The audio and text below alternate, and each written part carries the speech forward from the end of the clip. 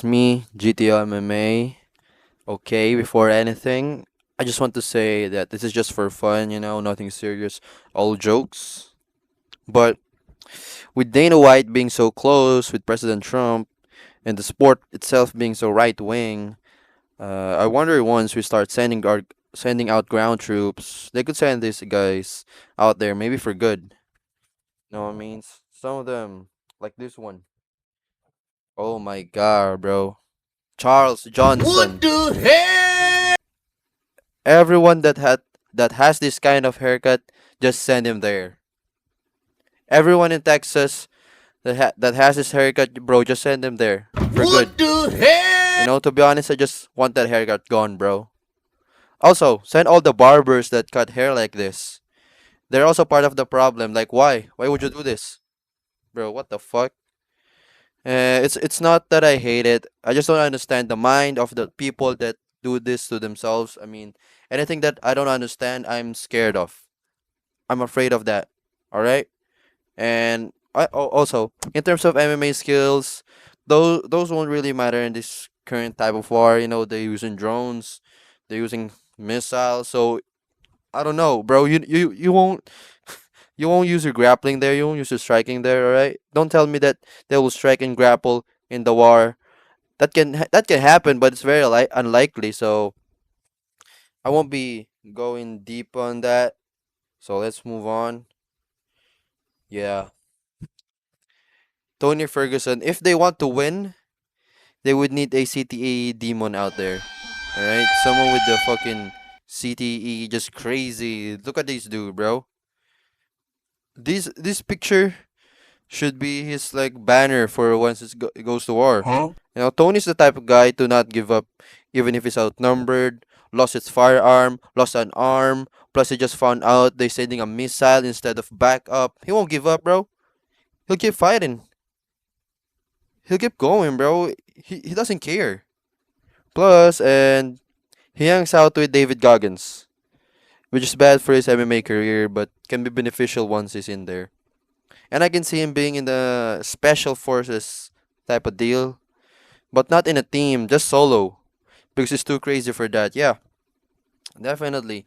A lot of crazy people in MMA too. If you need to be crazy to do this sport, you know what I mean. You need to be wrong in the head, but send him to Iran.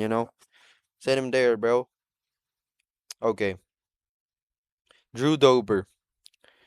We all know the truth that Drew Dober is not racist and he actually hates the jokes about it. But the UFC is not doing him any favors by matching him with minorities every time, bro. And he keeps knocking them out.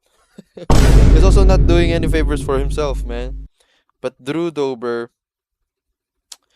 is a nice guy, you know? And that's why I think he'd be a good soldier out there. I, I don't know, I forgot what kind of movie is this, but it's also a American movie. There's also a humanitarian soldier, the one that refuses to shoot kids with AK-47s. And to be honest, we need more of them. Yeah, we already got crazy motherfuckers out there, but you know, we need compassionate ones out there like Drew Dober. Plus, uh, his head makes him look like Steve from Minecraft. So maybe kids would be more friendly to him. Anyways. Oh hell yeah! Rise mission. Rise mission. Now it's all time. Now it's time for an all-man to join in there, man.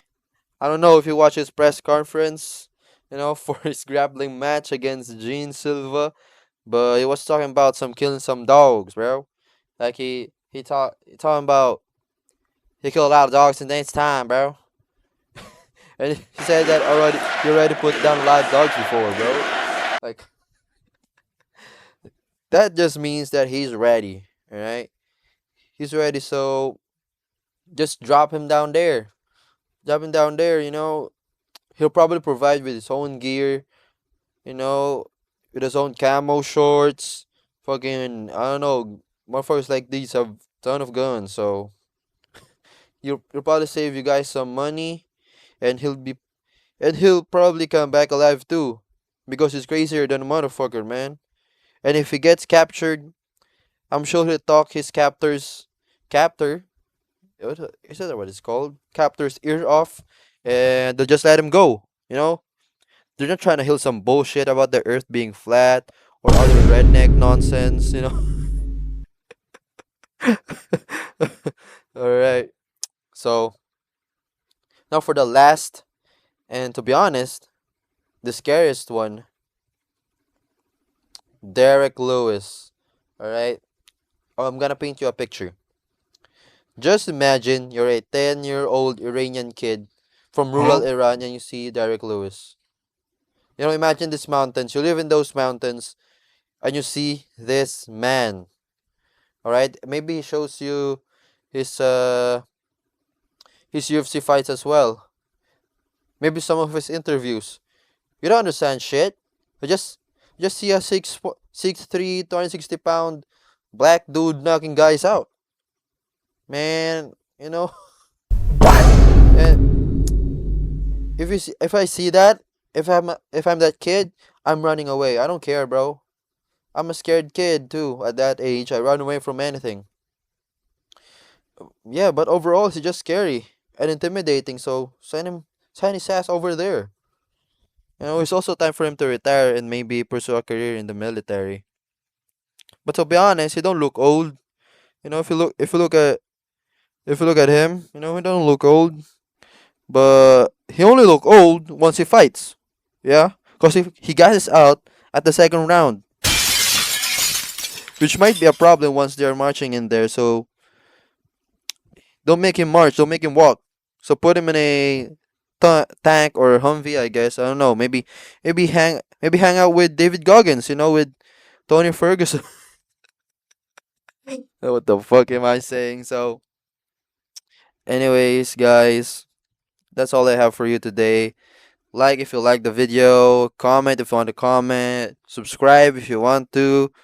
No, please subscribe. So, goodbye, guys. See you all later.